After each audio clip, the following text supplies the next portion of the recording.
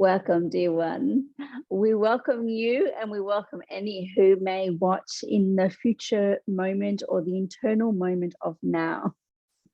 And we welcome. Are speaking as the keepers of the keys.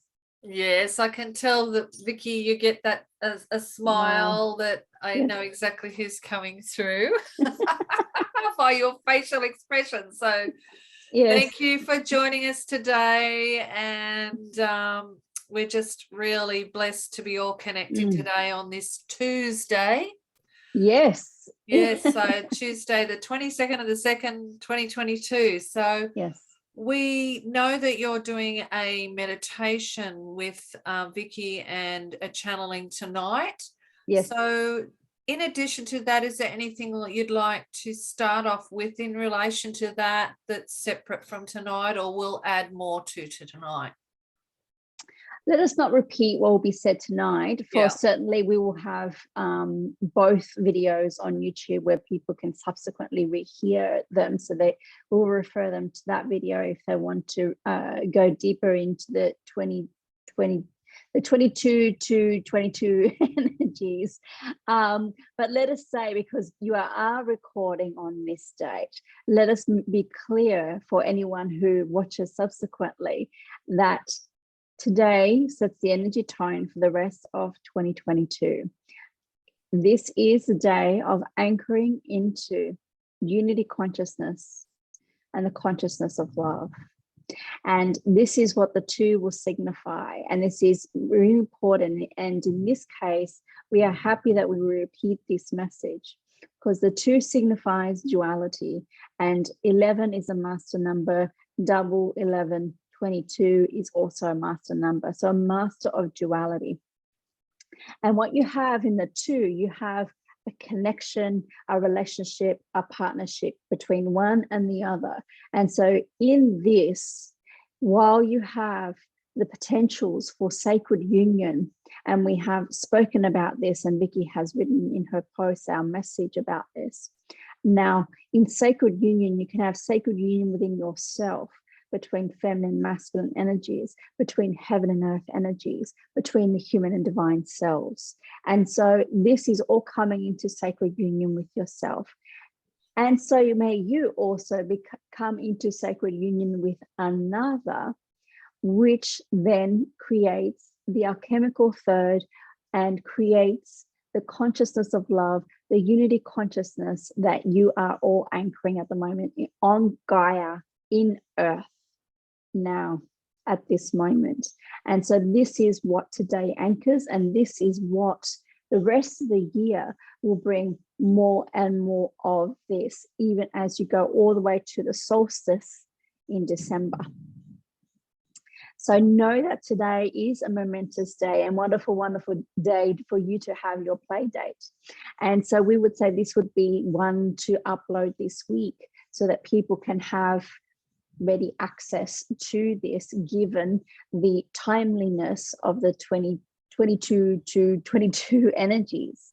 So with that, we want to say that in the anchoring of the consciousness of love and what unity consciousness is, it is an honoring of self together with the honoring of the other in unconditional acceptance and love, or if not love, positive regard, and if not positive regard, then non-judgment. And so if you have that, Vicky's voice, if you have that, you can have acceptance of self as well, no judgment of self, unconditional positive regard of self, and love for self also. For you cannot have one without the other. This is the great mirroring, as within, so without. So if you cannot have this within you, you will not see this reflected in your external reality. So that is what we wish to share on this auspicious day for you, in laying the basis of all that will come through now in this particular session and tonight. Great. That's a great basis for us to dive in from. And you did mention something that I want to bring up about the use of our human words of Gaia and Mother Earth. Yes. And I tend to look at Mother Earth as the physical body of Earth, what we walk on the earth and all the nature that's Mother Nature that grows within the earth. Yes. Then I look at Gaia myself as the spiritual essence, yes, that connects to the physical. So is that a good way to look at it? Because quite often I get people say, what's the difference between Mother Earth and Gaia and Pachamama and that sort of thing? And I explain they are terms, but I just feel saying Mother Earth as a, oh, now my throat, Mother Earth as the physical being and Gaia as the spiritual being. Is that a good way to term it, or would you have a better way? We would say all terms are useful. There really is no separation between one and the other. And yes, it is the physical earth, but yes, it is also her consciousness. Yeah. And so if it is easier for you to feel that you're connecting into her consciousness by calling and using the name Gaia, then do so. And if it helps you to have a distinction between the physical earth and calling her Mother Earth, then do so. We do not see personally, from our perspective, this distinction. Now, Gaia is a Greek term that has been popularized within Western cultures. Pachamama is another term more popular in shamanic cultures. And so it is more about your terms of reference for who is Gaia, who is Pachamama, who is Mother Earth, or any other of the numbers of names that you will find across all cultures. And so we would not say use one over the other, but use the name that you connect with so that you may connect with her. Yeah, beautiful. Thank you. Also, I've got a few things coming away from the conversation of self. And for myself and a few people I've been talking to, is our dreams have been extra, I suppose we're remembering so much more of our dreams over the last week or two in particular. Now, they're not, some of them have been dreams that I'll never forget, but most of them have been everyday, day-to-day occurrences and with people in my life that I might be wanting to move on from. But it's everyday life. So I'm just wondering at the moment, with the veils thinning and all this going on, that the self is actually going through a process of bringing up those people and those events and those things for release. Yes. Now, let us say that it will vary person to person what they are releasing and what is coming through for them. You're correct in saying that the veils are thinning. The light is flooding through at this time. Because where there is love consciousness, there is light. Where there is light, there is love. So in knowing that the light is streaming through at this time, of course, what is happening is that in your sleep state, you are processing this light so that you may embody it more clearly, more readily, and more easily. Now, for some of you, this means you're going to go into a deeper release process during your sleep and in your sleep state. And of course, as you go into your REM sleep, this is where you'll have those interpretations or those dreams, and that will interpret some of the energy that you are releasing into your dreams and into through your sleep state. Know that many of you are also traveling interdimensionally according to what you need and according to your soul's curriculum, your soul's journey. And that also in returning back into your bodies may then be an interpretation between your mind and the dream state. And so there may be some vivid dreams or lucid dreaming in that sense. It depends on the person, how they sleep. Now, for others who have not yet released trauma, or there is still trauma to be released, and that is many of you upon the planet, You may have impaired sleep. And so in the impairment of sleep, you're waking, not feeling rested. Now, in this case, this can be particularly the case when the veils are thinning, as you have said, and the light is pouring through, and you're going into deeper processing and releasing. This will be particularly so during this time. And so you may be more tired. Vicky is. Yeah, I definitely am. Yeah. Yeah. And she woke up about 4:30 this morning and woke up with a headache. Yeah. And this is when there is not enough ease in processing the energies. And for her, certainly there is energies that have been coming up for release also, and is why she has not fully let's say being in the flow with the release, was why it caused some discomfort in the releasing. So yes, the drinking of water, she's thirsty.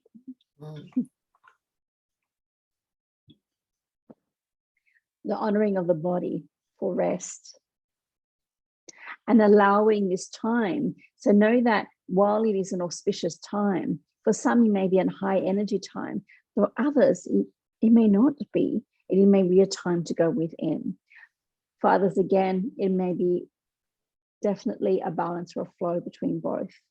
Know that your prayers and your intentions are extra powerful on this day because of the energy that's streaming through. Okay. I wrote out an intention about what I want for my life the other day, so I think I might be creating a ceremony around that today then. Nice. Yes. Yeah, because I was like, I've got that many different ways I want to go, so I thought, right, just going to sit down, what do I want to do with my life, and how do I want to be in my life? So today's the day to create that. Wonderful. Thank you. While we're kind of on self, Vicky and I have been talking a bit around the chakra systems, and the more we talk about them, the more seems to be uncovered. And first of all, we would like to talk about the fact that we talk about the 7 main chakras of the body. We know there's lots more, but it seems to me that in an earlier conversation we went into 12, because you were sharing with us that 12 is a really easy number for us to understand, and we are familiar with the 12.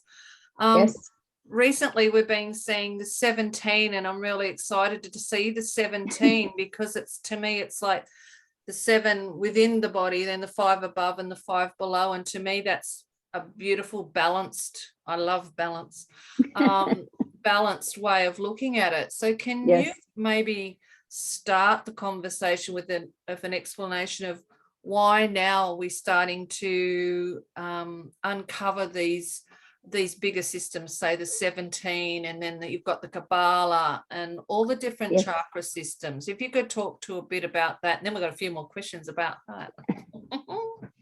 Let us firstly say that in the 17 that you referred to, we know what exactly you're referring to. Now, not all of those are chakras. Right. So we'll just be clear on that. Not all of those are chakras. The top one that they denote that you are connecting into is the great central sun. That is where you connect into source. Yeah. And then connecting to the heart of Gaia as the very bottom one, that is where you connect into earth. Heaven, earth. And that is something that Vicky does, and we do every time we do energy work with people. We first connect to source, the great central sun, and then we connect into the earth, into the heart of Gaia. And they are our exact words every time. Great central source, the great central sun, the great white rose. Mm-hmm. And that is, Vicky's getting goosebumps, and that is the source energy, Father, Mother, God, however you want to, the divine, however you want to term that. And the very heart of Gaia. Now, it is not a chakra, it's a connection point. Rightio. Of your energies into heaven and into earth. Now, the rest, some of them you may even call interdimensional levels. Hence inner cities. Yeah. Yes. So there are interdimensional levels. And so let us be clear. So for people who are not knowing what we are referring to and what you're referring to, this image refers to 7 chakras within the body, the ones that most people are aware of. Then soul star, the stellar gateway chakra, intergalactic chakra. Let us be correct, because this is not our work. This is someone else's work.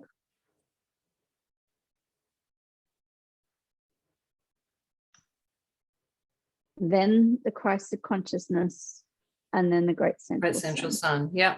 And then beneath, Earth star, then the dolphin matrix, then the inner Earth cities, then the whale matrix, and then the heart of Gaia. So many of these are connection points, some interdimensional connection points.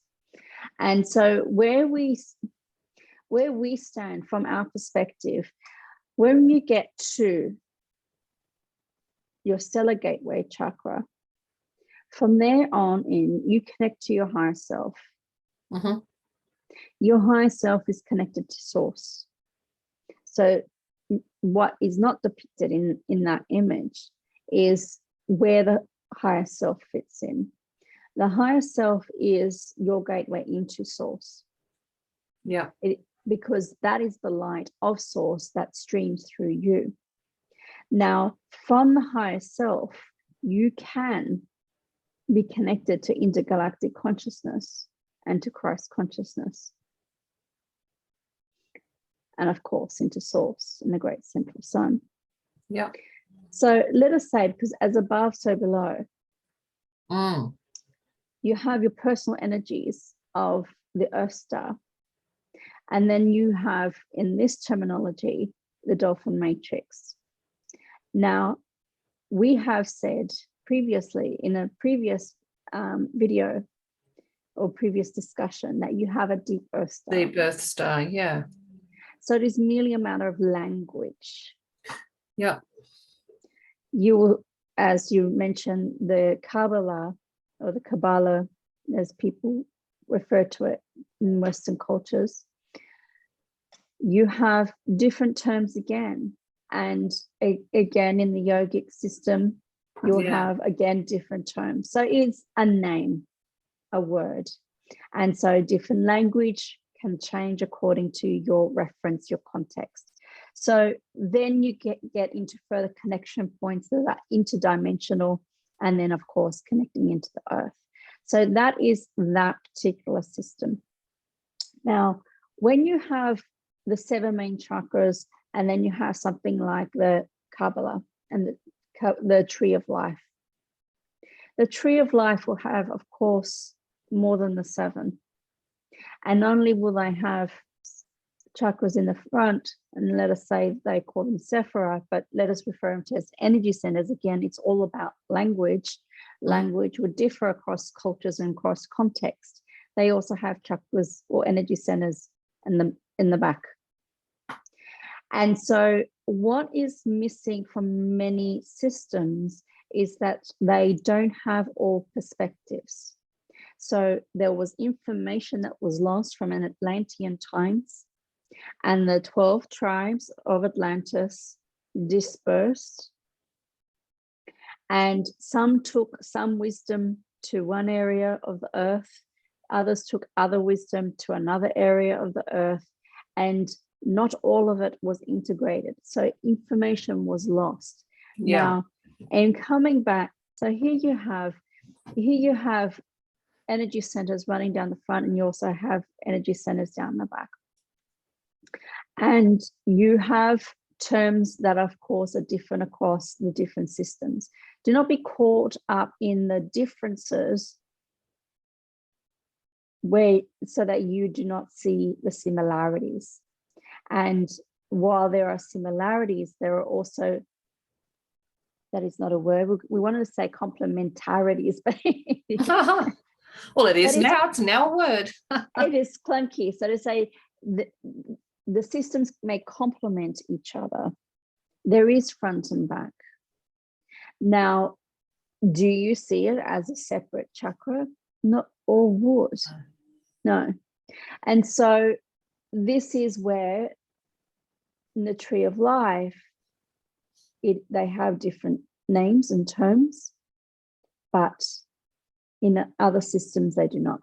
So that is again a personal choice.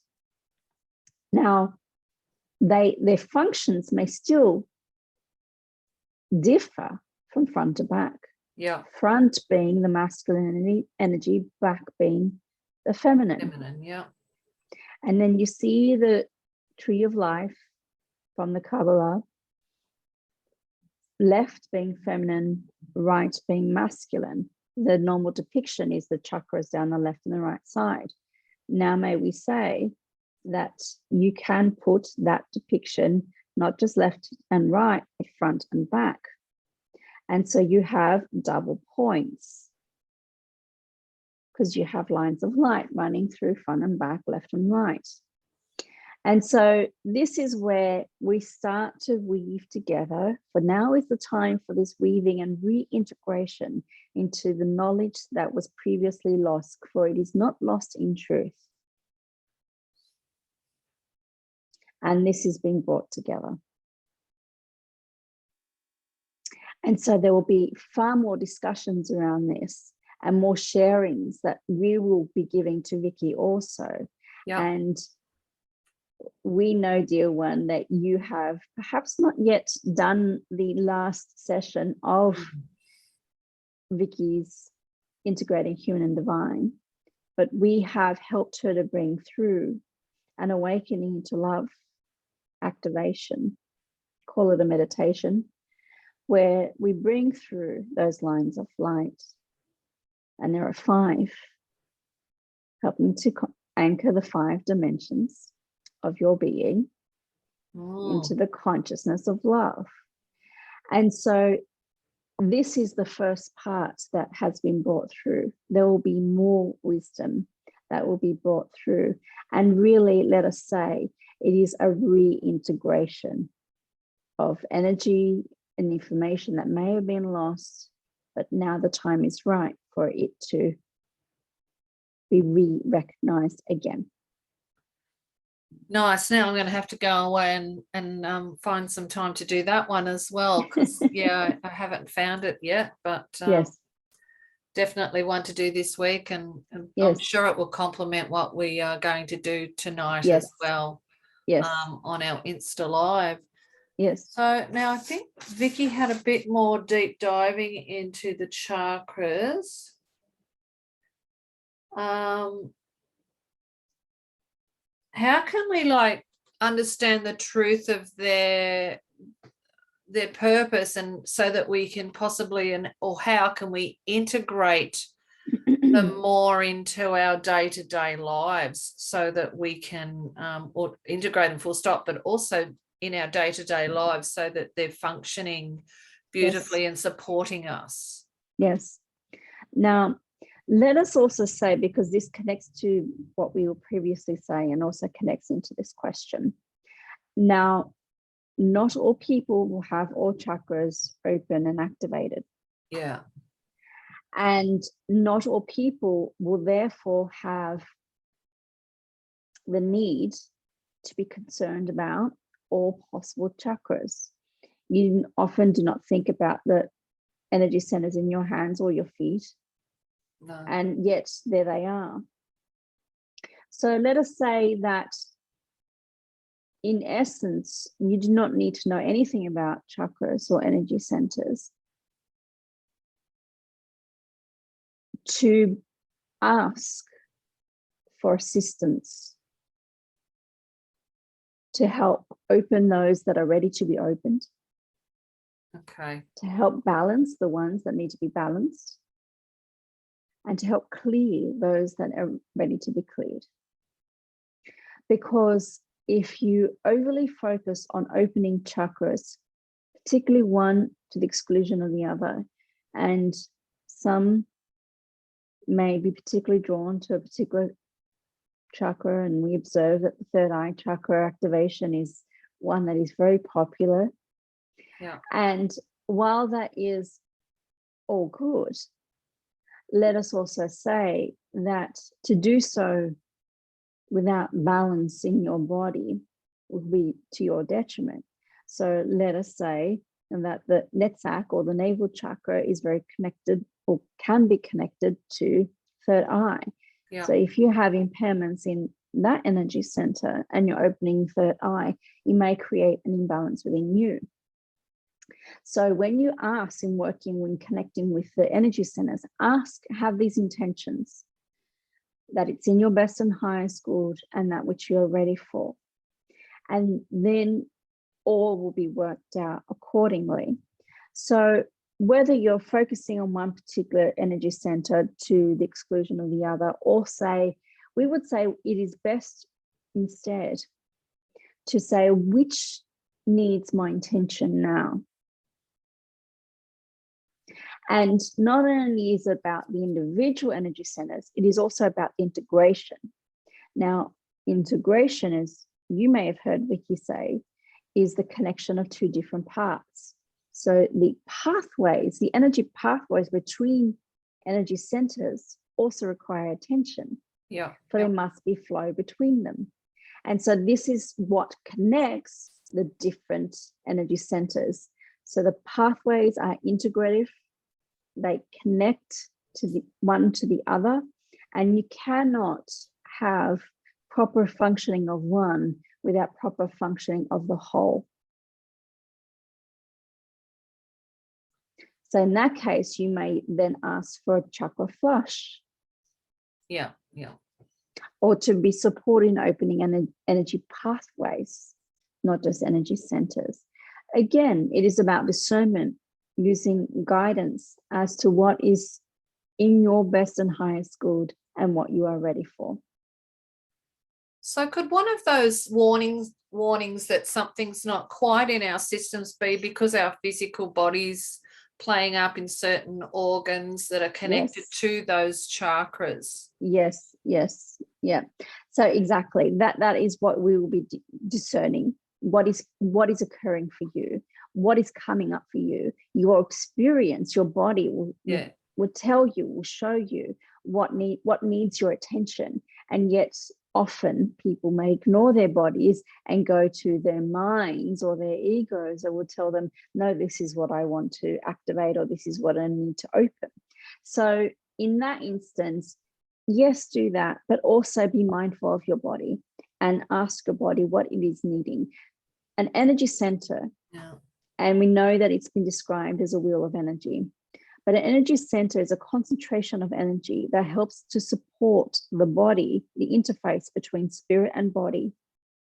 And so there are organs connected to each chakra, each energy center, and certain functions that support all of these.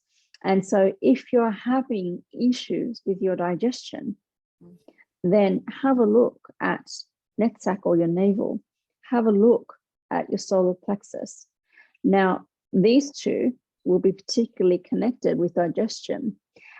Look at Hod behind the navel chakra, or behind Netzach in your lower back. That helps distribute energy. If you're feeling overly lethargic and not receiving enough energy from your food. Now, this is one that would not normally have a lot of attention. And yet it is also very important to your physical functioning and well-being.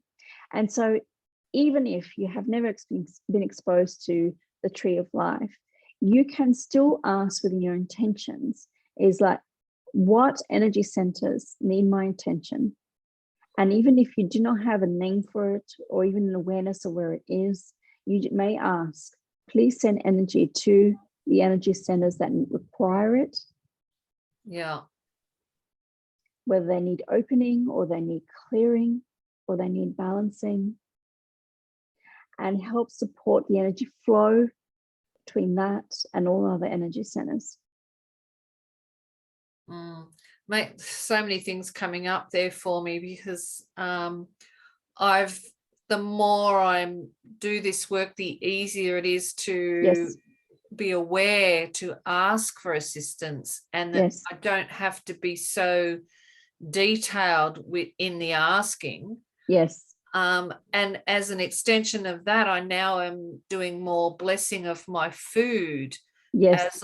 as I have my meals, or I've been up the mountain and there's a spot up Walker Mountain where the water flows out off the mountains. Yes. So I go up there with containers and catch some as I'm coming down, and I've been like blessing the mountain and thanking that as I drink that water, but I'm also blessing my food. And I noticed just through that action of repetition and remembering to do it with most meals. I'm not getting to every meal, but I'm getting to most meals now. Yes. Yes. My whole digestive system is coming down, and in my blessing, I'm not just only blessing the people and the food itself. I'm actually starting to talk to my body in that blessing and saying, yes, please accept the goodness that comes from what I'm eating, and eliminate what is not good for me, and that sort of thing. And I actually, because I've been bloated, and I'm feeling that everything is starting to calm down with me doing the repetition and remembering to bless the food, but also talk to my body. Yes. And we love that piece of it. And your body will appreciate it also. For Vicky has been also in the habit of blessing of food and water. Yeah. As you said, before a meal, or in filling her bottle of water. Now, that's the other thing that she asked for, is for her body to open to the body, to the food, to the water, and to the blessings that are placed within that. And yes, in that, of course, to eliminate with ease anything that is not in your best and highest good. And so as you do that, of course, you'll feel an energy shift. What we will say is that it is complementary to have both, working with the energies of your body, the pathways and the energy centers, as well as doing that which is external to you and what you are putting into your bodies. So it's important to bless, but it's also important to be mindful about what you're putting into your bodies to fuel them, but also increasing your body's capacity to receive the energies from them. I just feel it's making a great difference, and it's much easier to bless good, healthy, nutritious food too. Yes. So it's sort of helping with that food choice as well. Well, it's about understanding that food holds light. And so some food holds more light than others. Some food is more alive or has more life force than others. So you can begin to discern, and your body will tell you which food has more life force and which food has more light. Now, the different colors of foods will indicate to you what kind of light they're holding, but also their freshness, and the fact that they are less tampered with, particularly if they're organic. They're going to hold more light and more life force. Yeah. Now, as they become less and less fresh, that life force diminishes. And so you'll be able to feel that if you're attuned to the energies of the food that you're eating. Yeah. You will even be able to attune to whether the food that you are eating has been made with love or not with love. Yeah. Yep. Yeah. And so that makes a difference also. Okay. That understands those little messages I get. Okay. Yep. Makes so much sense. And then going back to actually focusing in on a particular chakra system, and of course always go to the sacral, because I think sacral's my biggest area that I'm focusing on in this lifetime. And I did struggle with pregnancies, getting pregnant first, staying pregnant. It was a long period of time, like many years, that I had issues there. And I was talking to a girl that was a shopkeeper, and she grabbed my hand. She said, you need to come back and see me. And I'm like, well, okay. So I went back and saw her, and she said she was a white witch. And she said, my sacral chakra was closed down. She said, there's no energy, no light getting through. I'm like, okay then. And I was only just not fully on this path. I just Yes. dabbled back then. I was probably mid-20s, late 20s. And she came and she did some work on that tummy area and the mainly the sacral chakra. Then she got me wearing orange everything. I had to wear orange, eat orange, and that sort of thing. So I did that for a little while, and then I decided, no, I'm just going to forget about it all and just go on with my life. And I was pregnant that in a week. So I think she's helped me do the work to clear it all, and then I was able to not worry about it anymore. And then when I stopped the worry, bingo, I now have a 17-year-old daughter. Thanks to that. The worry energy takes energy away from the lower half of the body. It brings the energy up into the upper half of the body because it's mental energy. It was mental, Now, what that does is when it withdraws energy from the lower half of the body, then of course chakras can, or energy centers can close down. Now, sacral is important to everyone because it is one of the energy centers that helps you relate to the world. And so because of that, in relating to the world, it includes within its functioning relationships, so family relationships, sex, creativity, money, and work.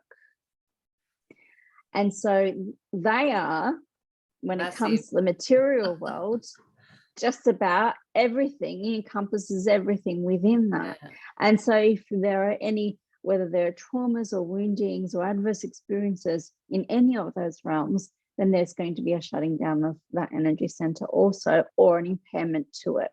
Now, guilt also lands into the sacral, so that is something else that will impair the functioning of the sacral center, but also the withdrawing of energy through worry energy or upward energy will withdraw the energy from the lower half of the body.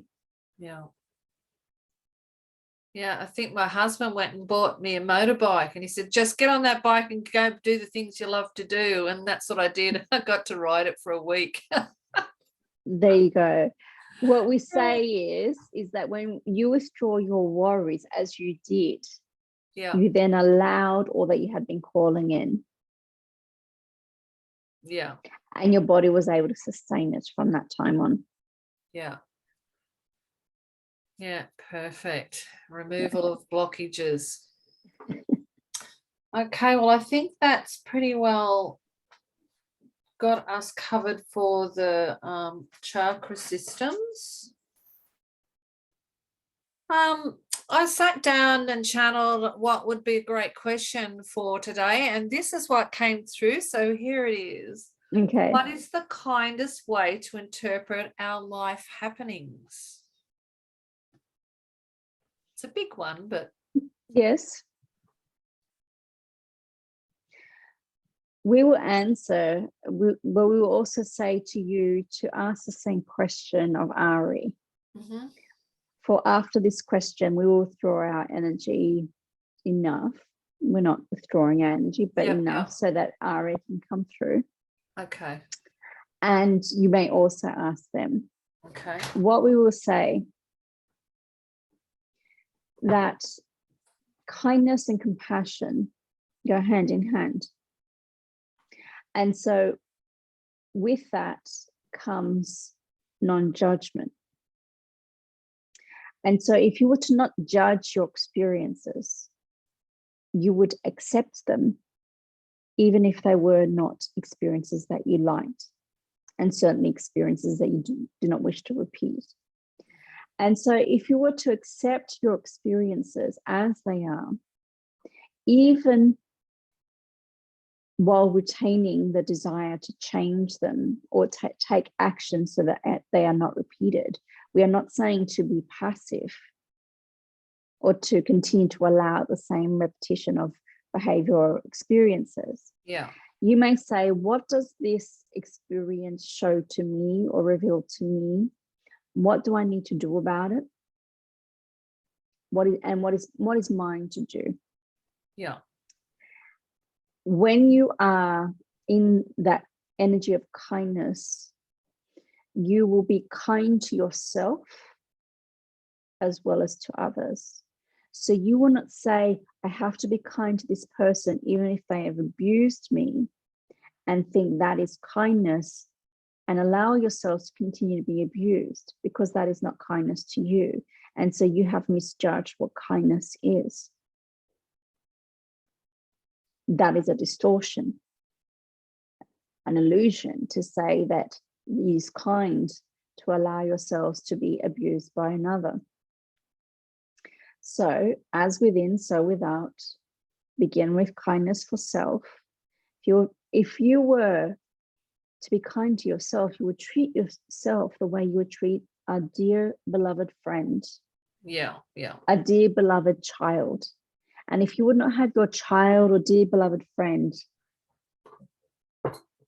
vulnerable again to any adverse experiences, you would be guiding them to take action so that they no longer have to repeat those experiences. So what we are saying is you must treat yourself as your dearest friend or your most beloved child. And that is where kindness may be. Now, when we're talking about kindness of the other, you may still be kind towards them. But let us say it is not kindness to allow another to continue to abuse you, because how are they to not grow from that experience? Yeah. You are deferring their own growth by allowing them to continue to abuse you. That is not kindness. Okay, I definitely have more to ask Ariy now. Thank you for that. You're most welcome, dear ones. We are pleased that has set off the light bulbs for you. Yeah. We will withdraw our energy. We may come back towards the end in closing. Yep. But we leave you to your companions. Thank you. Much love. Much love for you all too.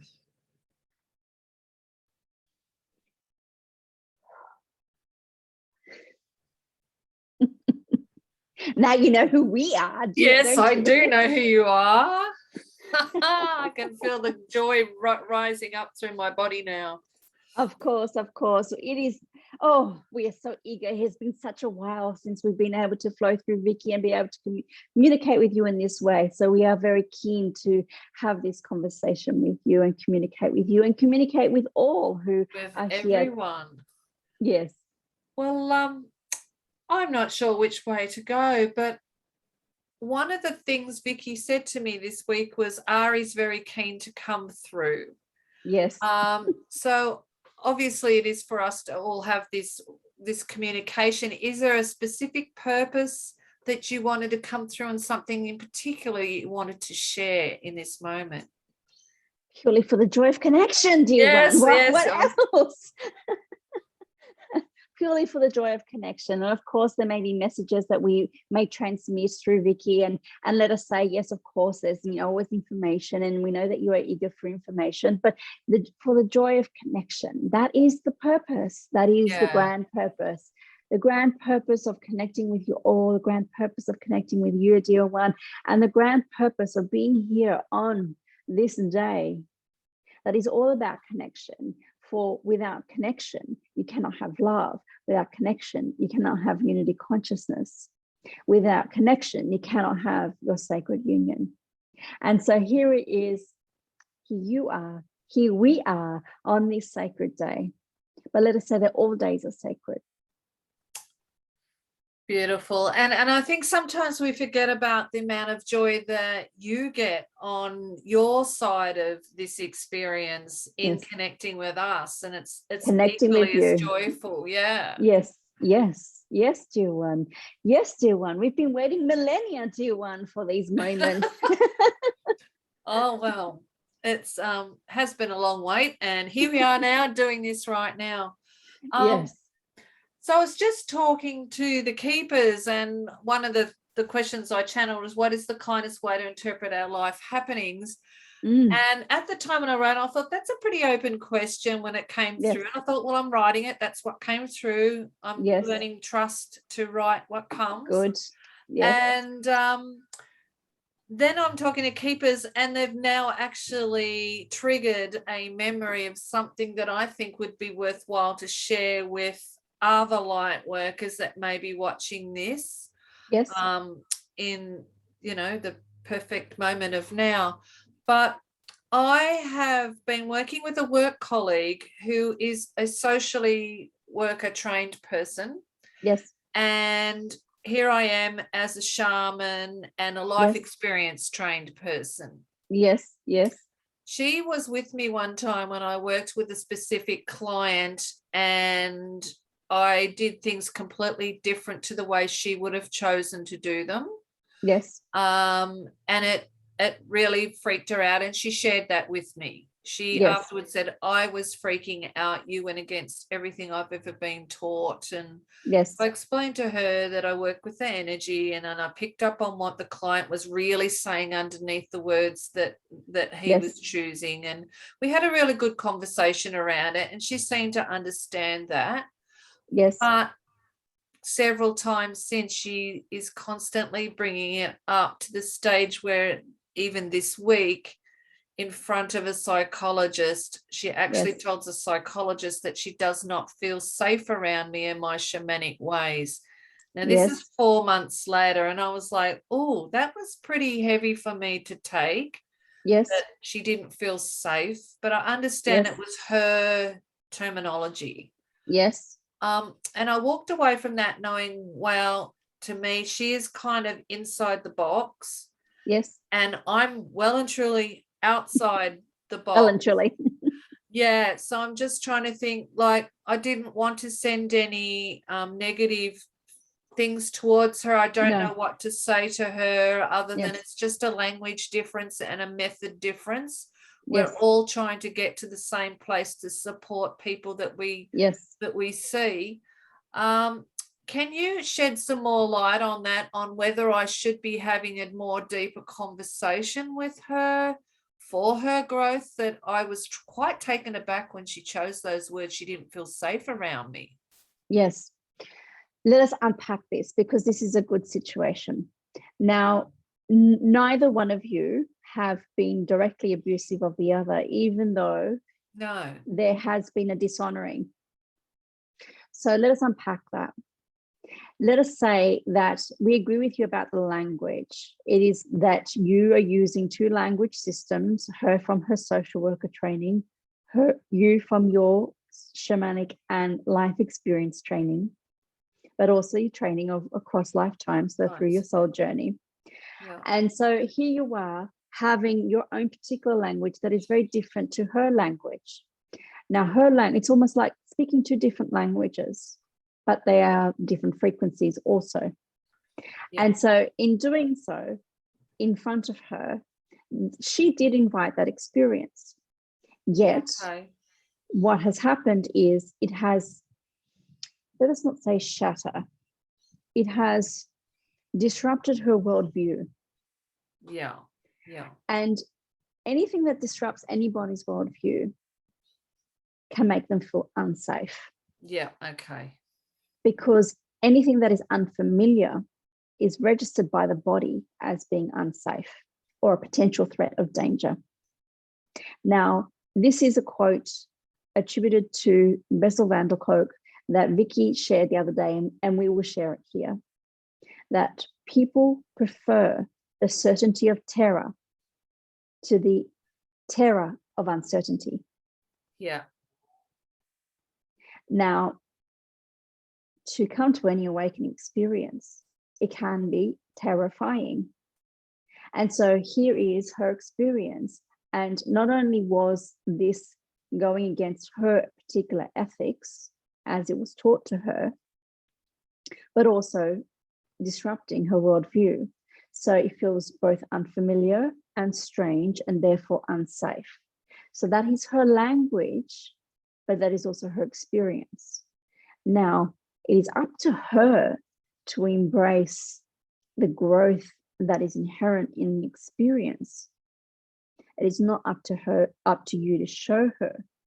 Yeah. Now, can there be an honoring and a discussion between you? Yes, but it is when she is ready to receive that. So let us unpack this further.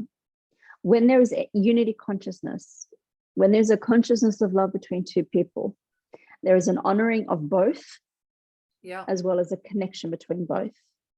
She cannot honor what you did.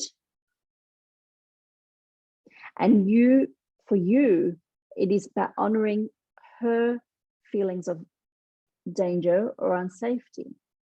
It may feel like a threat to you that she called that experience as being unsafe for her, because it then seems that she is calling you out as a colleague and as a potential threat within the workplace. So then that threatens you. So there's a dishonoring of you, dishonoring of her experience. And so what there needs to be is an honoring of both. Now, in the honoring of both, you need to honor her feelings of not feeling safe. And it may seem dramatic, but that is her experience. Yeah. It is the degree to which it's disrupting her worldview. And therefore, she also must honor you in this is just the language and the worldview that you have before you can come back into connection. Now, if she's not wanting connection, dear one, then she would perceive any conversation with you as a potential threat also. Yeah. And so we would ask, if you were standing in your shoes, for guidance as to when and if you should be having that conversation. However, what we'll say is this knowledge can still drive your energy towards her and may in and of itself create a shift. So you do not need to worry about her and her shift.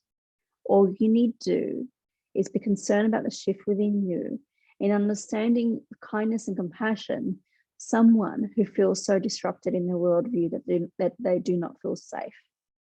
Yeah. I think it is opening her up to other avenues as well, because the person we met, I was only there within an hour. He said to me, well, I've been seeing a psychologist for 9 months and you've done more for me in this hour than my psychologist has. Yes. And I think that's where the threatening thing may lie, that I was actually getting straight to the core of his lack of joy was what was going on. It was a lack of joy. And hey, that's my thing, joy. Yes, it is. So I dug in and found where joy existed for him and reminded him of that and brought it back up and made a few deals with him about him seeking that joy and that I would help him. So it was within 24 hours, he sent me a photo that he was doing that thing that we discussed about. So he got a great response from my actions. And I think that's what she may have felt challenged by, the fact that I was able to talk open and get straight to the core of lack of joy and then find a way to bring it back into his life so fast. Yes, and so that is a disruption. If he identified that in front of her, that was a message for her. Yeah, okay. Everything's connected. We are one. Yeah. Yes. So it was a message for her.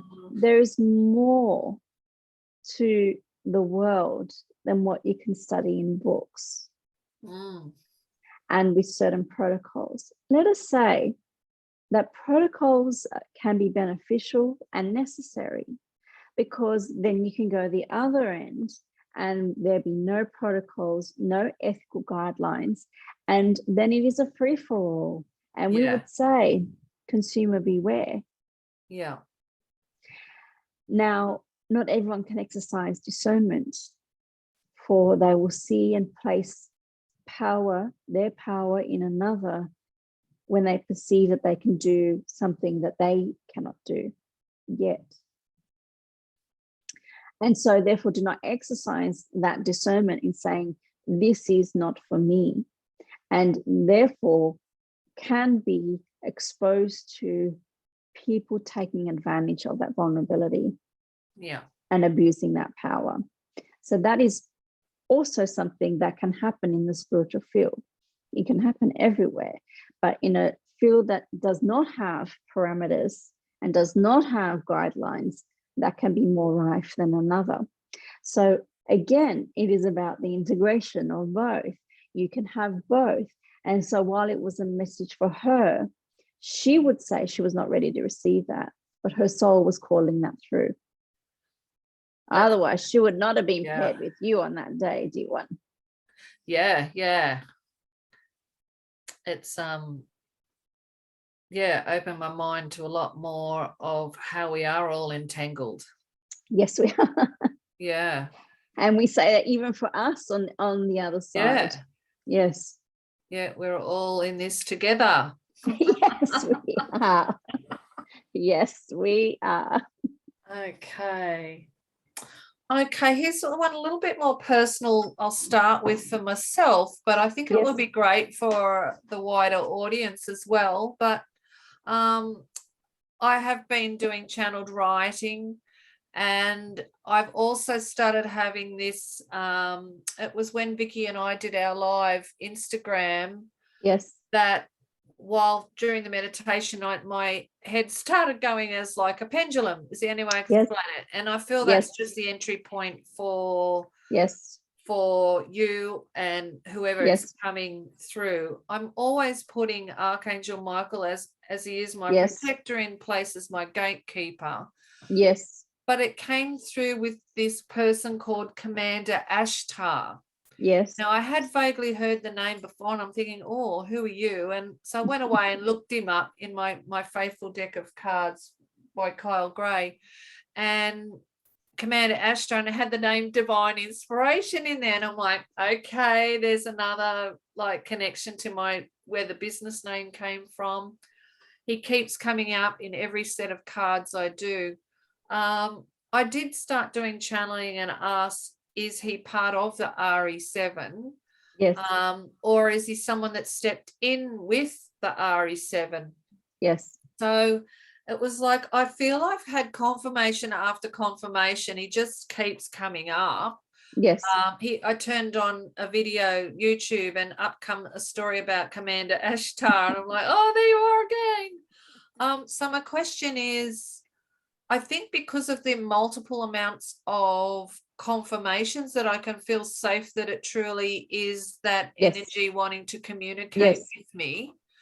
So for everyone else, how can we feel safe? Is it just by putting a gatekeeper or asking assistance from a gatekeeper that keeps us to know that we're talking actually to that energy person, that group, rather than a pretender? Yes, they are very good points. For this is particularly pertinent when it comes to channeling energies, because there are a diversity of energies around, just as there's diversity upon your planet in the physical realms. So when it comes to spirits or energies, now let us say this is different to when you are accessing the higher realms, but you're not always knowing what you are accessing, particularly as you're learning to channel. And as you're learning to channel, it is a time when you are most vulnerable to other energies who are not benevolent, or may have a trickster energy, or otherwise do not have your best and highest good in concern, and can have a duplicitous energy that is not for you, not for your best and highest good, not for anybody else's best and highest good. For this, when we speak of this goes beyond human filters. In other words, everyone has a human filter and is needing to filter through their mind and through their bodies the energy transmission that we are transmitting as non-physical beings to you and to each of you. So that is beyond the human filtering. It is also the quality of the energy that you're connecting with, the quality of the being. Now, there are beings that are not connected to high levels of divine intelligence. And there are other beings who, as we said, are not benevolent. So having a divine gatekeeper is a wonderful way of ensuring that only energies, beings who are of divine love and divine light is how Vicky likes to express it. Yeah. Connecting in with you. So having that divine gatekeeper is one way. The other way is to then test, ask. As you did, you asked for confirmation. And you sought confirmation through signs and messages, and you received them. Yeah. The other one, that was certainly pertinent to his identity. But even before you get to identity, you are wanting to confirm that they are of divine love and divine light. And that means testing. So this is how Vicky learned. So we'll share this, given that we are transmitting through her consciousness now. She would test and would ask 3 times, are you of divine love and divine light? And for her, it's about using her body as the pendulum. Yeah. To test that. And they may say yes twice, and then on the no, on the third, say no. So right, that means they are not of divine love and divine light. Now you may use your own language. Oh, I like that. And so the testing means that you can be sure what energy you are connecting with.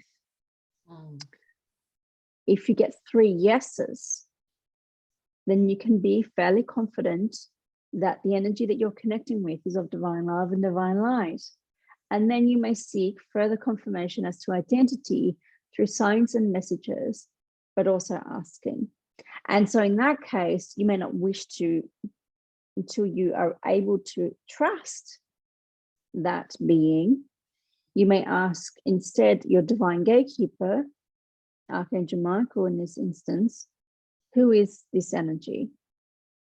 For when you are familiar with the energy that you're working with, yeah, you know you do not need to ask. You are familiar. It is like a friend. You know the friend, just like you knew Vicky's smile.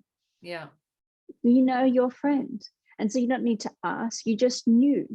But in these instances, because you're connected with Archangel Michael, you don't need to ask if it's Archangel Michael. You know it's Archangel Michael. Yeah. And so you may then ask him. Yeah. You may then ask him, who is this energy? And that may be another way to connect and identify who is coming through for you. And in this case, this is what we would say. You can be more specific about who you wish to connect with according to your attention. So you would say, I wish to connect only with those who are of divine love and divine light. Or you may choose to connect only those who are from the higher realms. Yeah. Because within the astral realms, dear ones,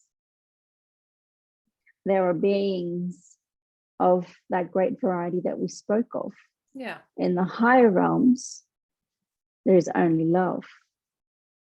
And so from the higher realms, you may be sure, but until you know that you have access to the higher realms and you know the energy of the higher realms, then you need to test, you need to have confirmations, you need to ask for signs and messages. And I always ask for the highest good of myself and the highest good of all. Yes. I add that into my intentions. Yes. So being specific in your intentions, having your divine gatekeeper, and testing. Right. Lovely. Thank you. I just thought that was like, I just felt it was safe and secure, and I kept getting the signs. I always ask for three signs. Yes. 3, the power of 3. I got my 3. I think I actually ended up getting 4. And then it was like, I suppose it was irrelevant whether his energy is part of your energy. The fact is he's joined in and he's here to support. Yes. So let us say we are the 7. He can connect into our energy and flow through our energy because we are connected to you. Yeah. And then you are then connected through our connection. Yeah. Which is even nicer. It Yes. just keeps getting sweeter. Yes. Okay, well, something else that came to mind is people are starting to talk about things like ayahuasca, and that seems to be coming up a Yes. lot for me. I keep getting the repetition of that.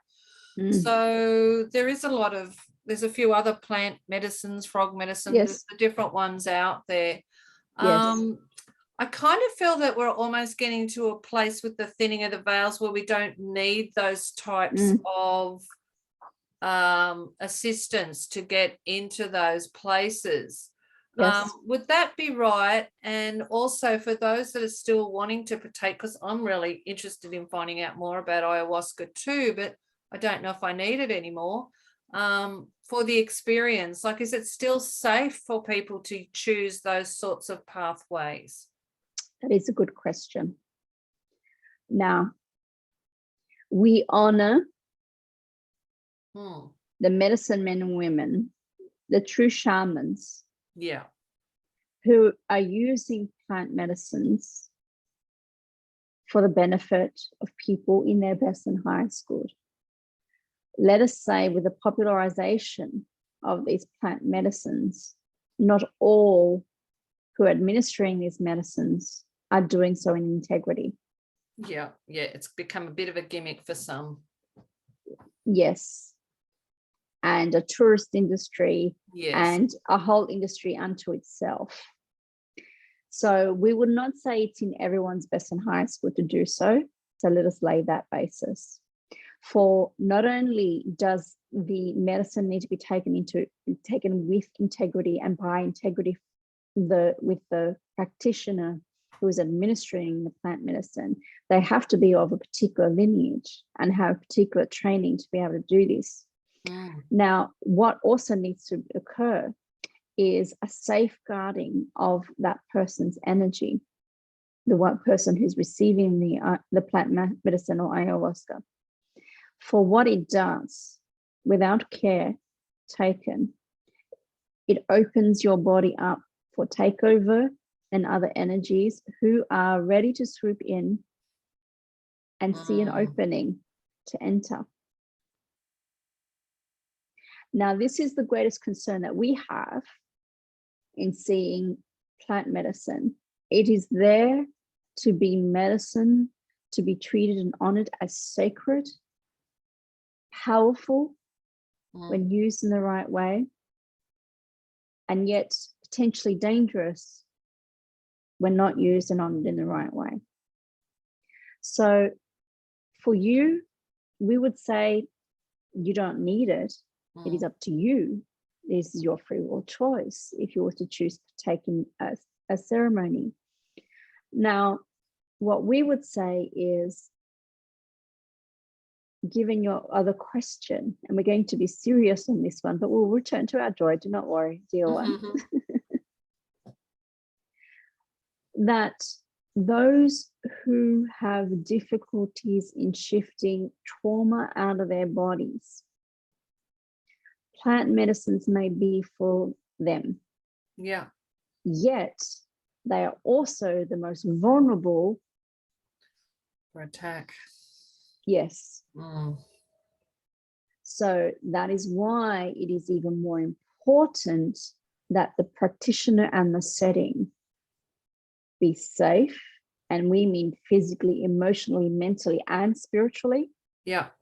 In every sense of the word, so that they can receive the benefit of it. Now, we are seeing, and you're seeing upon your planet, an increase of interest in microdosing. Yes. Psilocybin, psychedelics, even within medicine itself. And so there are more and more studies and more medical practitioners who are working with patients in this way. So you will see more of this upon your planet. It will help people because there are people who have experienced the degree of trauma that they have, and the degree of trauma that has been experienced upon your planet these thousands of years, that there is some necessity to this. Is it necessary for all? No. You may go your entire life never having to touch it, yet still having profound and powerful spiritual and healing experiences. It is something that needs greater discernment, greater honoring, and greater integrity. No, that's answered that beautifully. It's just like I say, every time you turn on any social media, there'll be something come along talking about the mushrooms, the ayahuascas, and all those things. And yes, microdosing is becoming a quite a prolific topic. Yeah. Let us say, even if it wasn't the consideration of energies, spiritual energies coming in, there have already been too many people who have been physically, sexually, emotionally, mentally exploited under these conditions. Yeah. And already we see this and we are concerned by this, for this is not love. It is only a continuation of trauma. And so we share this with you, dear ones, so that you may understand that while discernment is necessary,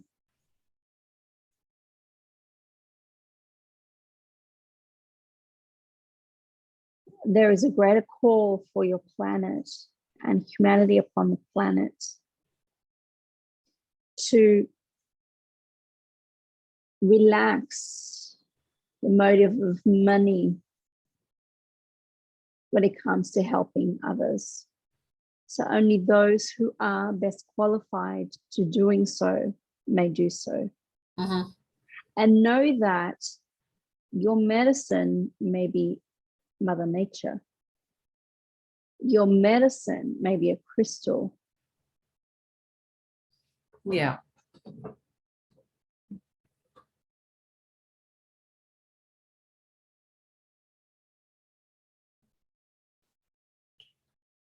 I've lost you.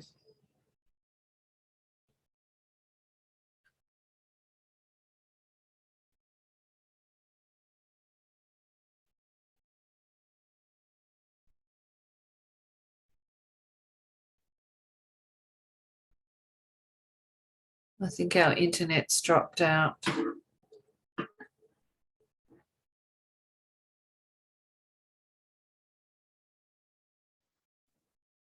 No. Okay, we had that disruption. Let us move on from that. Now, yes, a greater understanding, a relaxing of money for helping, and an understanding that what is medicine for you and who are the best people to help you. And this is where you may ask for guidance, you may ask to be shown signs, you may ask for confirmations, you may test for it, and again, apply the same discernment to the human practitioners and helpers as much as you would to the non-human, the non-physical. Yeah, no, that's beautiful. Yeah. Beautiful way to sum it all up and link everything we've been talking about together as well. Yes. Yeah. Yes, we are pleased with that, dear one. Now, let us return to joy. We've told you that we would. For then we must hand over to your next visitor. Yes. Divine visitor. Oh, I think it will be the first time that I've got to speak to this visitor. Yes. So yes, very exciting stuff. Yes. So let us return to joy. Now, while there are still many things that are occurring on your planet and many things to be working out, whether within spiritual circles or within government structures, from one end to the other across your planet, there's so much to be worked out. We would say to all of you, you may say, ask, what is yours to do? Are you here to dismantle the old, or are you here to create the new? Yeah. We would say, if you are drawn to these messages, you are here to create the new. The new. It is not to say that those who are dismantling the old are not doing a wonderful service and are here also to bring light. And so we only say this because if people are drawn to your energy, and your energy is about creating the new. The new, for sure. Yeah. Yes. That is what you are both doing. Yeah. Now, there may be some discernment in that, because even in creating the new, there may be processes for each and every individual that they must go through in releasing the old from them, that they will need to dismantle the old from within themselves, and may create an interface with the old and the structures of the old that they may need to dismantle also. And so that may be part and parcel. So do not judge again the experience. If it is showing up for you, then it's showing up for you for a reason. And so then we would say, well, if you don't need to look for what you need to do or what's yours to do, you may say, how do I find my joy? Where is my bliss?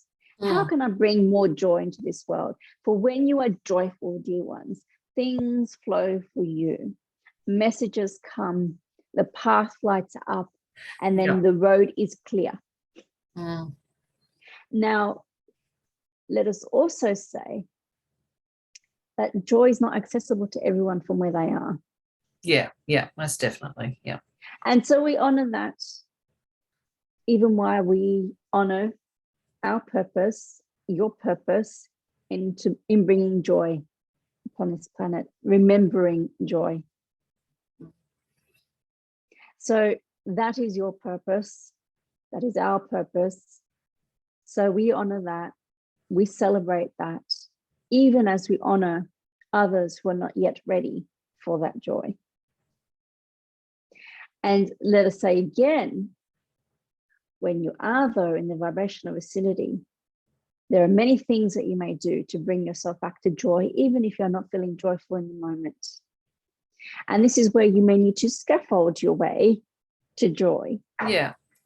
And that may be through laughter, funny videos, funny movies, whatever makes you laugh, whatever makes you shift away from your worries, just as you shifted away from your worries and it allowed that which you had been calling in. Connecting or reconnecting with things from your past, from your childhood, or even new discoveries of what brings you joy. And so in those instances, you may create a path for you back to joy. For joy is love, love is joy. It is all part of the consciousness of love. This is why this is part of your purpose here on earth, dear one. It is why it is our purpose to bring back the joy. And it's a great purpose. Who would not want to be spreading joy? Who would not? It is like sprinkling fairy dust. Yeah, I'm just sitting here. I've got some wellbeing events I'm creating for our flood affected people, and I was thinking, well, I call them wellbeing events, and I'm thinking I might call them self-joy events. Yeah. We love that. Let us say, though, not everyone will get it at the beginning. No. So the wellbeing events may have a subheading, bringing back joy. Yeah. That's what Bring they back will have joy. now. Thank you. Yep, that Yes. solidifies that. Yes, bring back joy. Yeah. Lovely. Well, we have enjoyed this conversation. We've enjoyed connecting with you and with you all. We have enjoyed your questions. There's always more. And we will do this again.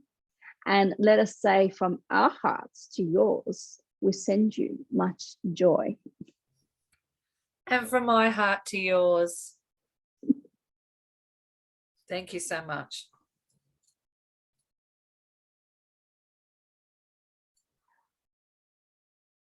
All right, it's just me, Vicky. Okay, you're preparing yourself now. I am. Okay. I am. So just give me a moment, for this is first time publicly. I'll call through Mary Magdalene.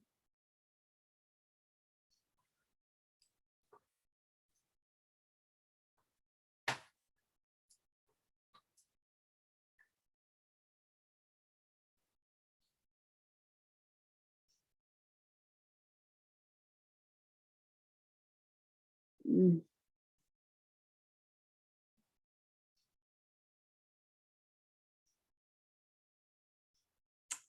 Hello. Hello. You do. Your smile is amazing how I can read you all by your smiles that you put on Vicky's face. Yeah, welcome. The body's So a wonderful instrument. It is. And I just would like to, on behalf of Vicky and I, welcome you to our play dates. Yes. It's pretty exciting to have you here. And first of all, I'd just like to say, would you like to introduce yourself and maybe say, we humans tend to stick to names and that, and Yes. we know you as Mary Magdalene. Vicky was earlier talking about names like Miriam and that sort of thing. What is the energy would you like us to refer to you for the purpose of us connecting today and in the future? You may call me the energy that is flowing through Vicky now, Mary Magdalene. For that is the name, the term most commonly used to refer to me. It is the term that I do answer to. And so let me say that while I am more than this now, it is the name that calls me to you and calls me through. So while I was referred to by that name, my last physical lifetime here upon this planet,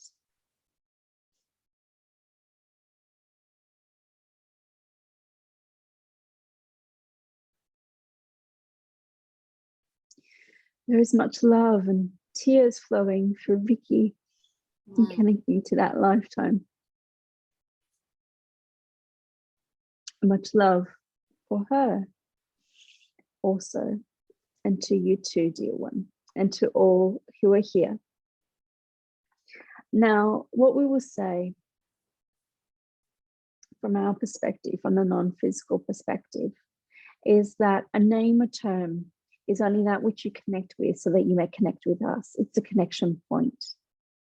And so connect with the name as it connects with you, and use that name so that you may call upon me and you may connect with me and my energy. Lovely, thank you. I feel that definitely Vicky's got a close connection to you from that physical time. I also feel a strong connection to you as well. So I'm not sure whether that's because we were together in the physical time or whether it was because of mystery school work initiated by you, possibly from that lifetime that has carried us through the ages. Would you like to talk to any of that? Yes, what we will say, and we are checking not just the records, but what is not just in your best and highest good, but best and highest good of all to be revealed at this time. Yes. Okay. I will say from me, I was a high priestess in the temples of Isis, as well as a member of the Essene community, someone who walked with my beloved Yeshua. And many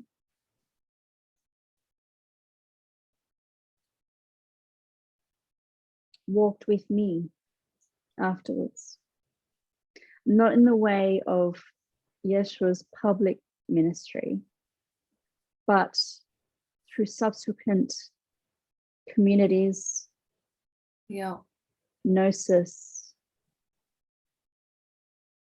and building the path for the way to be taught, to be lived, and to be experienced. Now, your connection is through the temples of Isis as a priestess there. So you are familiar with my energy and therefore familiar also with the energy of Isis. And there is a very strong connection there. Our energy is very compatible and highly resonant. And in knowing me, you have known me across lifetimes, as many of you have. For you too have been unseen, and you too have been a priestess. So within this lineage is that calling. It is within your multidimensional DNA from across lifetimes and into the essence of who you are. So we have had interfaces, yes. I will not reveal more now, but I will share that with you. What I will say is that many are called to me and by me. Many connect with my energy. The reason why I do not wish to differentiate one from another is that I do not wish, nor do any of us from the divine wish, to there be a differentiation between one and another, to say that there is a separation. You are called to my energy. You are connected to me somehow, in some way. And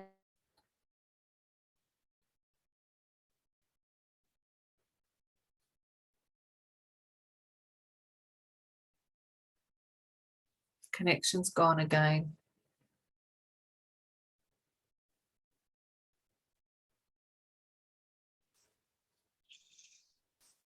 I am back.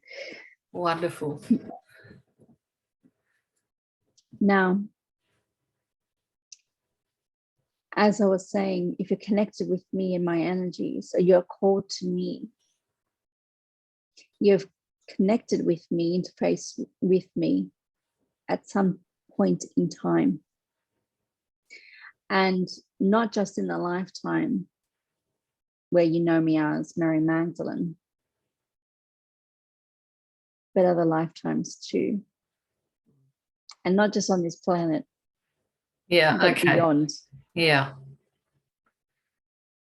And so this lineage will call you if it is for you. Beautiful.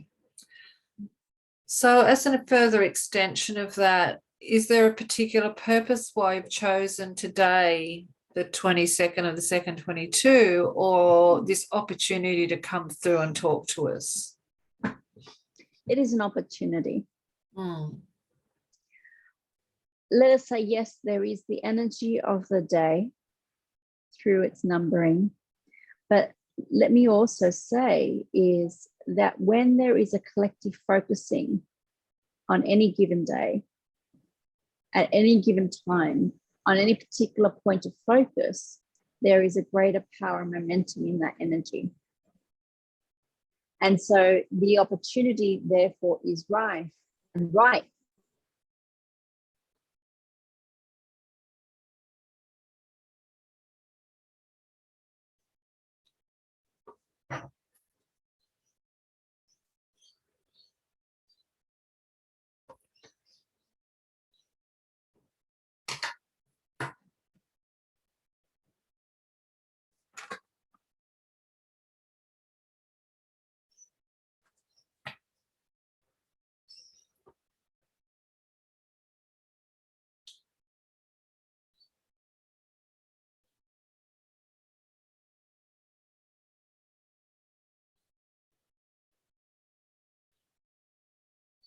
That's gone again.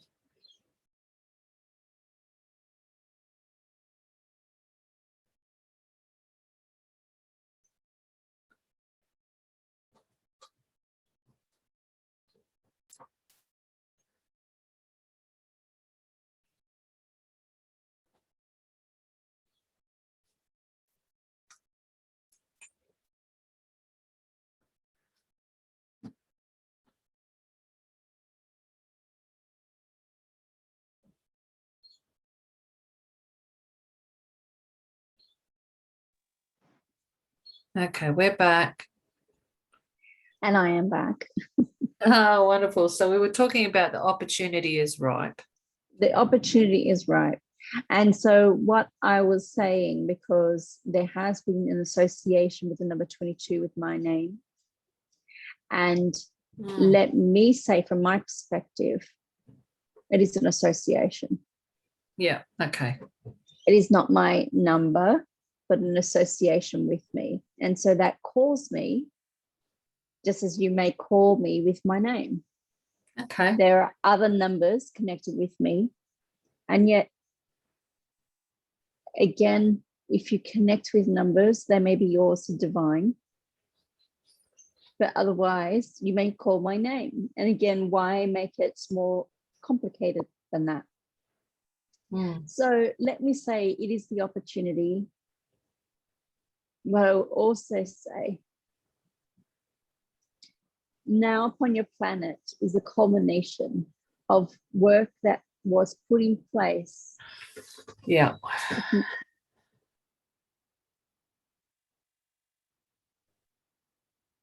Through my work and through the work of Yeshua. And we are very connected to that energy. And it's the anchoring of the consciousness of love. For we first anchored it 2,000 years ago. And now we are seeing it come to fruition. And so I welcome and embrace the opportunity to speak with you.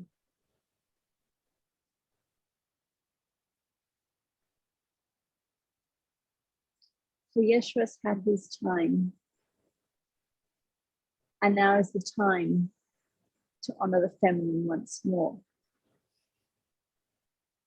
And in honoring the feminine, so do I the masculine, so that we can come together in sacred union. And that is what we sought to demonstrate. Yet it also is what was lost within the doctrines and the dogma of the organized religion. And so the esoteric teachings were hidden, buried, often literally. Yeah. And it is a time for them to resurface into the greater consciousness. So in some ways, you may say, this is now my time, but I do not claim it for myself. I claim it for you all. So that you may claim the sacred feminine within and unite it with the sacred masculine also. And I do feel I see that happening more and more of the physical men themselves are softening and accepting more of the feminine energy. Yes. And I also feel that for the women that have been out there trying to stand for their rights and that sort of side of it, don't realize that it was more of a masculine energy that they're leading with, and they're now stepping back into the feminine and linking the two together. So in the two, I see the union just in the masculine and feminine coming together as well. Let me say that both is necessary. For women have not been allowed to be angry, and men have not been allowed to be soft. And so in coming into greater balance, therefore, and let me use these two crystals in creating a balance between the yin and the yang. Yeah. Now, coming to greater balance, you have those who are in male bodies not allowed to express emotions, sadness, vulnerability, what is considered more to be feminine. And you have those who are in female bodies not allowed to express anger and outward action, that which is considered to be more masculine energy. And so here you are, you're going to have a softening of those in male bodies or those who identify as male. And it may be a perception that you have a hardening of those who identify as women or who are in female bodies. Now, in doing so, whether it is women rising in anger or men softening, it is their way that they need to come into balance with for themselves. Yeah. And so it is not that the bringing forth more fully the energies of the sacred feminine that is more for women and not for men. It is for all benefits when there is the raising of both sacred feminine and masculine in coming into divine union with yourselves. Now, if we were to say that all people stay in that state, stayed in anger or stayed in sadness, it would not benefit everyone. It is not to be stayed in.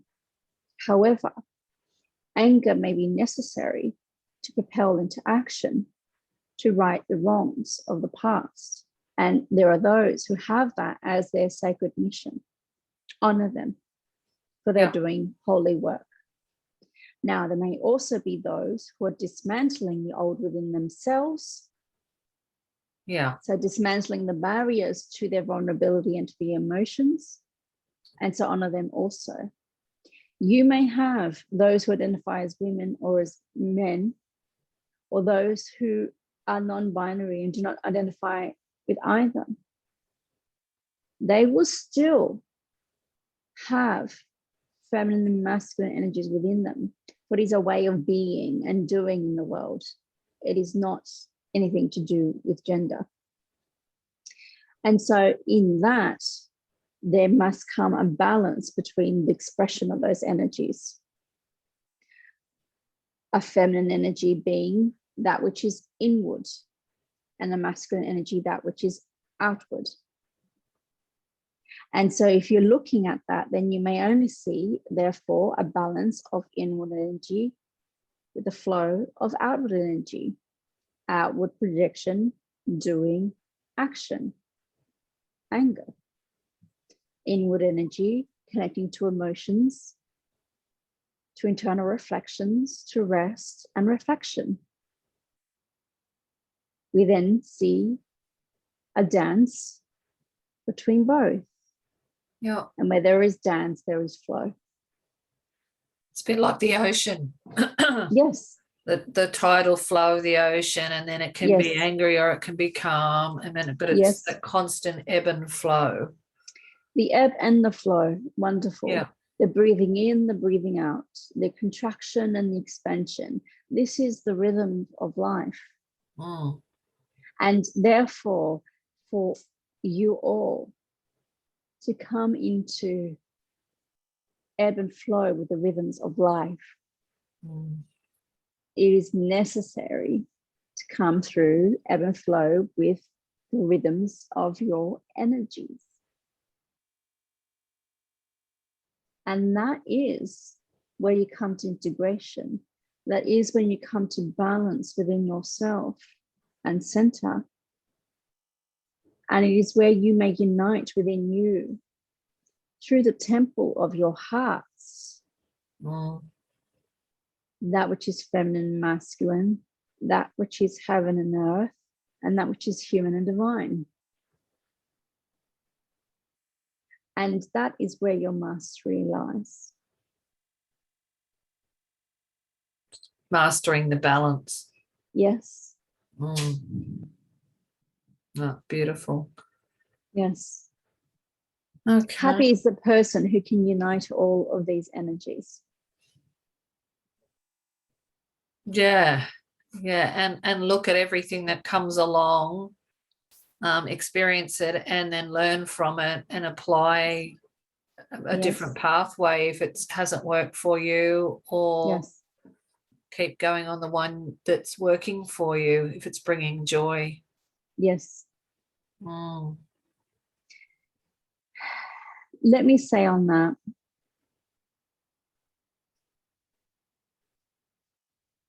when it comes to your life experiences, much of it has been called unto yourself pre-birth in your soul's planning. Much also is how you interface with the collective consciousness of it all. And so some is not planned. And then, of course, there is the free will element that is, let us say, the wild card that would bring through what is and can be random events.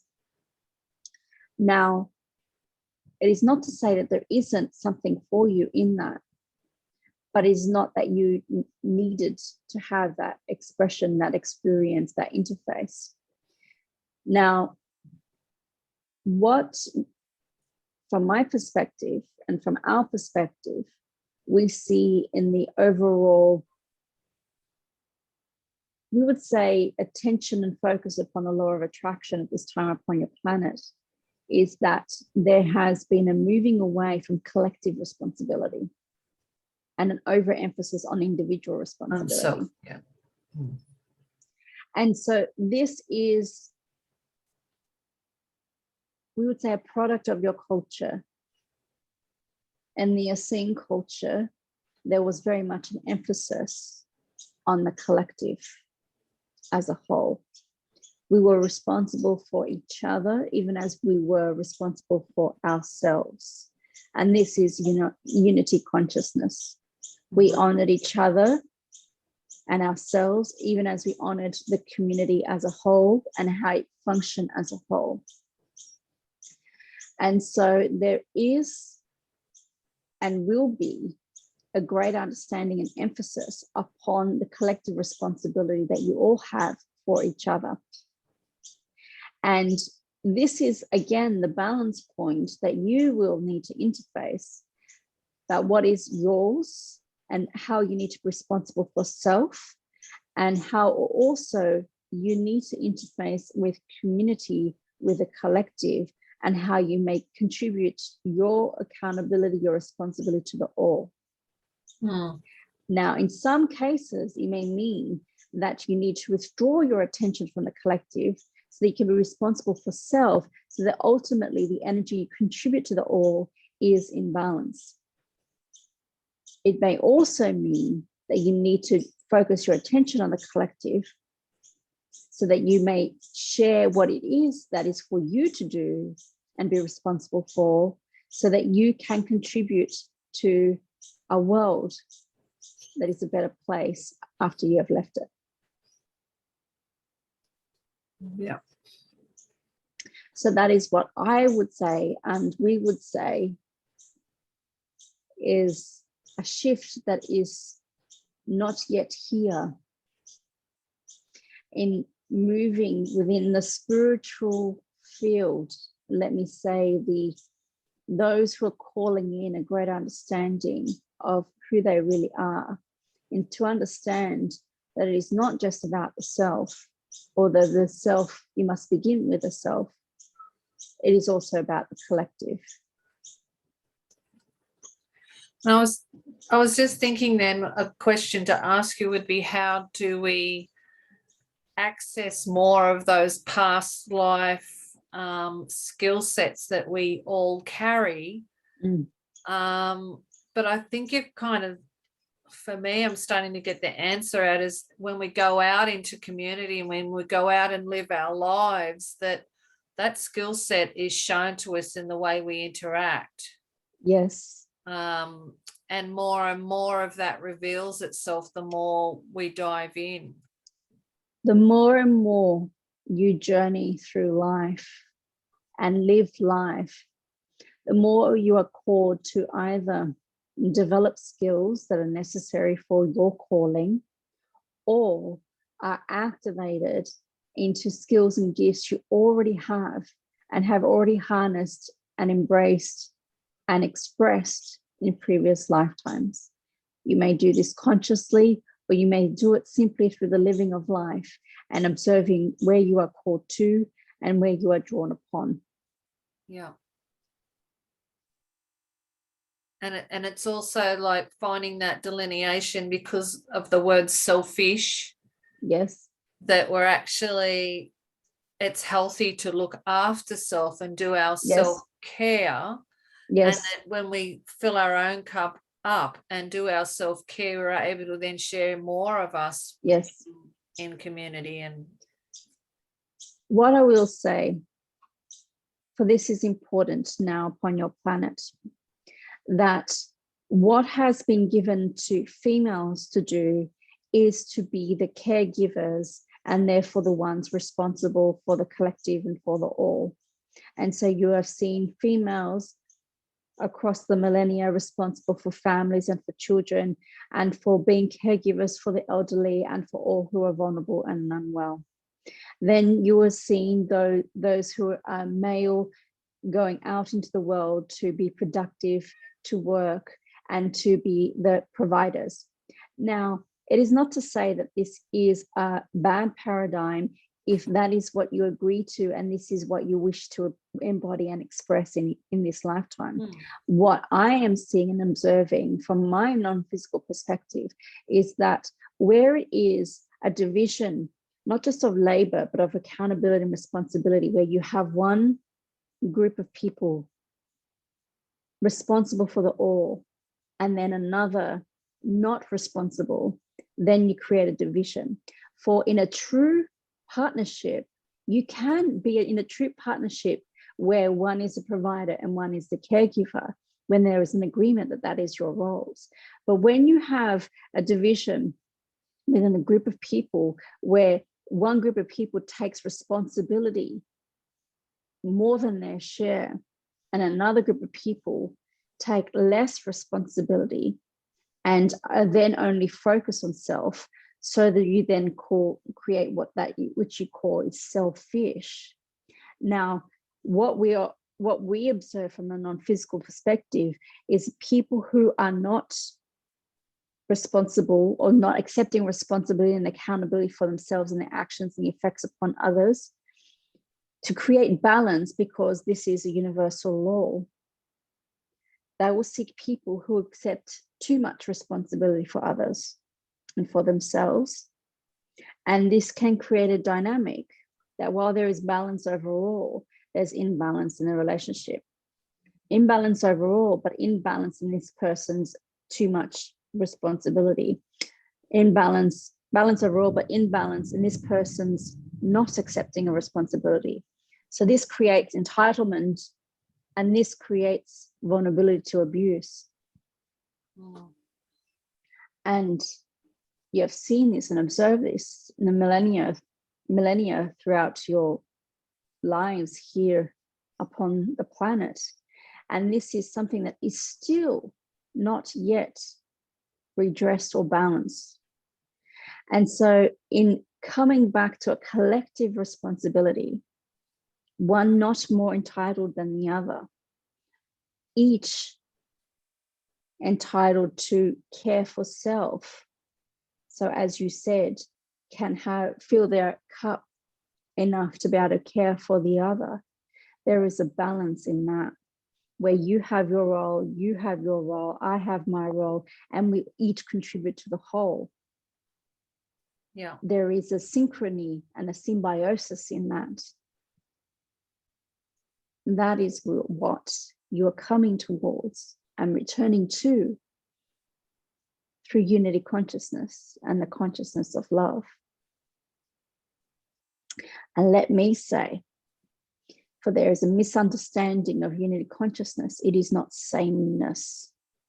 Each person will express individually what is theirs to express, and yet will contribute to the whole equally in their own individual way. Yeah. Yeah, I love that description. Yeah. Yeah, lovely. Okay, is there anything else that you would like to add while you have got this opportunity? Let me say that I welcome further opportunities. And while Vicky had to compartmentalize herself so that she's not overwhelmed with emotion, there'll be more opportunities for her to interface with me in this way, so she can ask more personal questions. And what we will do, as in all of us who are here, the keepers and Ariy and me, is as you end the recording, I will return to answer your personal questions at the end of the recording. Now, when it comes to everyone who comes to this recording,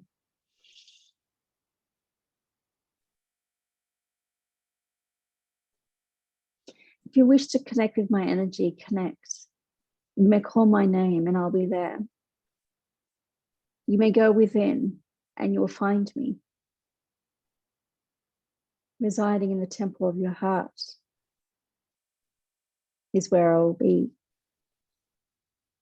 Know that I am more than you've ever heard of me.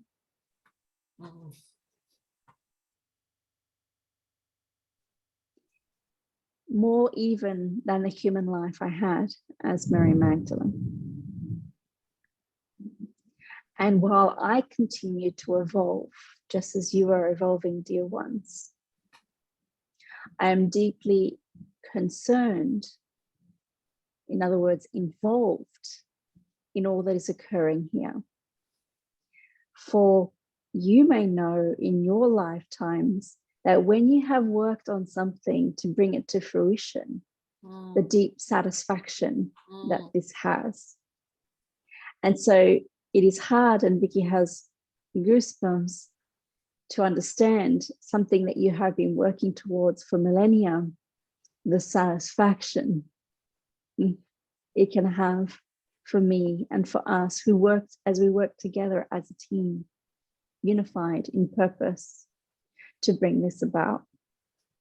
So it is my honor, my love, my joy that I share with you in being able to communicate with you in this way. And let me say to anyone who doubts, sit with what resonates with you. You do not have to take these words as your own. You do not have to even take them as mine. You don't have to take them as Vicky's. You just may take them as words and as a message. And if you resonate with the message, then wonderful. If you do not, then wonderful. For you're being true to what resonates for you. You're being true to what is your truth. And you're being true to what you're ready to receive or what you're already beyond. So be true to self, honor the all. Be responsible, accountable, in integrity. Come to divine union for self, with self and with others. And know that your legacy can also be mine in anchoring the consciousness of love upon this planet. Much love.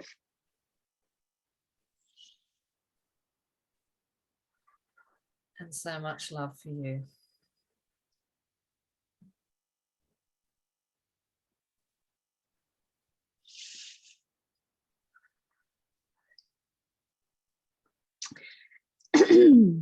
As the keepers.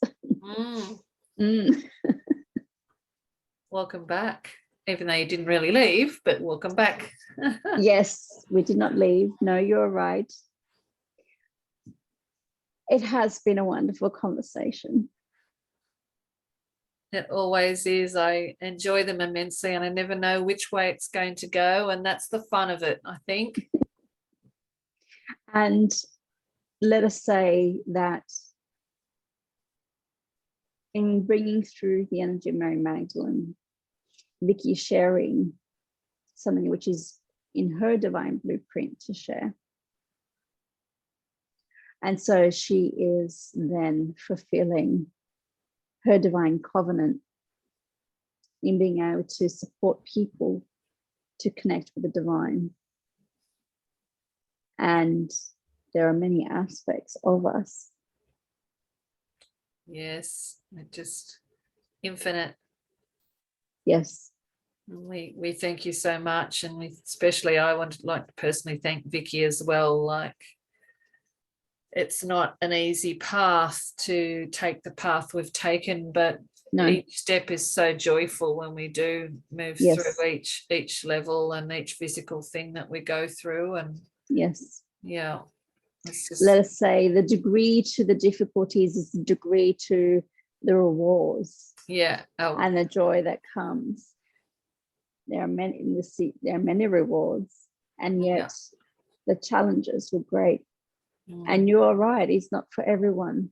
To become a pure channel requires dedication, commitment, and lots of releasing. And integration also. We love and appreciate all involved. Yes, so do we. As Mary said, all concerned. Yes. So we will conclude this discussion on this day. Know that there will be, of course, many more discussions to come. And we will say to you and to all connecting, we are pleased to be with you all. And from all aspects of the divine, we send you much love. And we send our love back. Thank you.